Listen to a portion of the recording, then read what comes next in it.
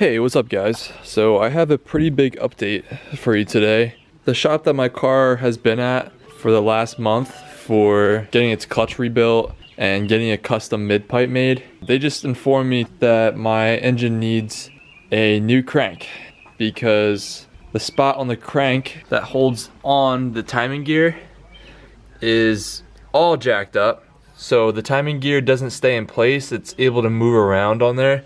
And that is why I've been having the timing issue that I've been chasing for the last 3 months. That's why I've been redoing my cams over and over and over. It's because my timing belt was effectively off by about 2 or 3 teeth, even though the marks were lining up for the timing marks.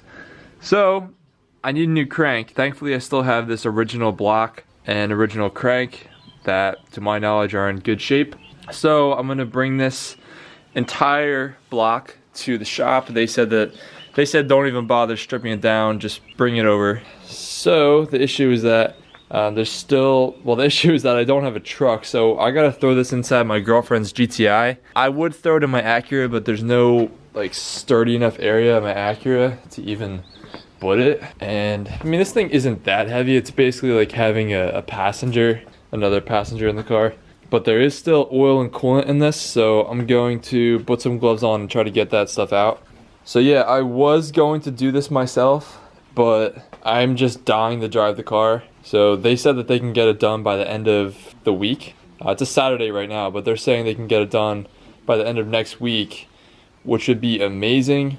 So I'm just gonna eat the cost. I'm just dying to drive the car. Like I said, this whole thing has been just long and drawn out, so it would be nice to expedite it and not have to go through another engine rebuild. I would be able to do a second rebuild much faster. I mean, the first one took a little while, but now that I learned everything, and I wouldn't even need to figure out the I already have the turbo kit figured out, and I wouldn't even have to touch the head. I mean, I have to take it off, but I don't have to take it apart. There are a few things that I messed up that I wouldn't mess up this time. A lot of my headaches were from things that went wrong, like with the pilot bearing getting stuck in there, with the cam adjuster bolt getting stuck and having to drill that out. So I wouldn't have those issues this time because one, I mean, there is no pilot bearing to mess up, and two, I've now taken that cam adjuster off like 6 other times and I haven't, like, I've got it off clean every single time. So I have that down pat. Still, just taking the motor out, stripping everything out of the block, rebuilding it, and putting everything back together is still a lot of work. It still probably take me a couple of weeks. So I figure I might as well just save myself the time. So yeah, there's still some oil and coolant in this block. So I'm going to drag this thing out, try to dump it all. So I'm not going to be able to record while I'm doing this, but I'll post a clip in a few minutes here.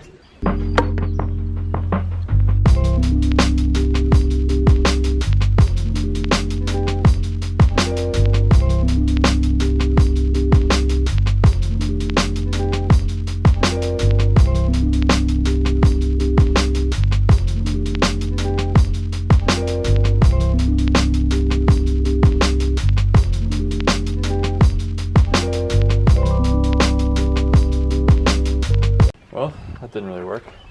Got a bunch of oil on the ground. I was not expecting that to come out through the rear main seal like that, through the bolt holes.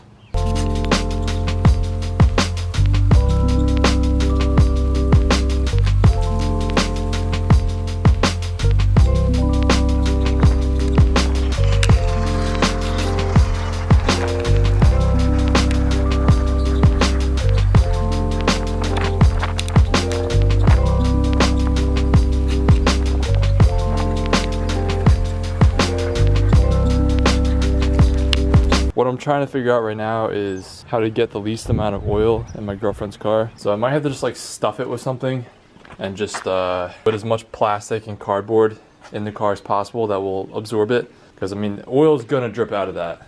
All right, well my solution is to stick a plastic bag in there. It should work, right?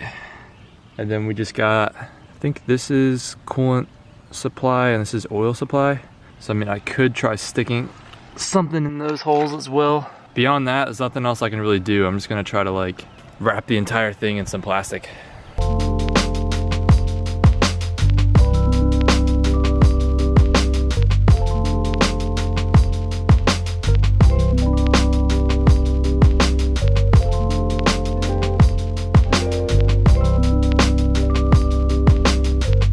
All right, so we're ready to go. And when we're at the shop, I'll show you guys what the damage was to that other crank.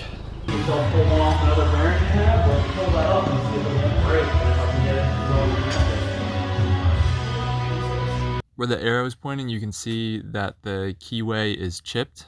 Because of that, the timing gear doesn't stay where it should be. Instead, it was rotated to the left, like counterclockwise, by about 2 or 3 teeth. And this explains why, well, 1, I had the timing problem, and 2, the car felt really, really sluggish, and the turbo took forever to spool up. Like, it took probably to like 5 or 6,000 RPM for that turbo to spool. This should be a quick spooling turbo that hits full boost before 4,000. So that was obviously a big indicator. So this explains both of those. The shop was able to get a new crank and put a dowel on the new one. So usually the timing gear breaks, not the keyway. So they've never seen it before where the crank actually breaks. But yeah, hopefully this doesn't happen again. It happened in the previous owner's during his ownership, because I barely even drove the car at all, and the car had this problem from the moment I started it up the first time. So yeah, thanks for watching, guys, and I'll see you guys in the next one.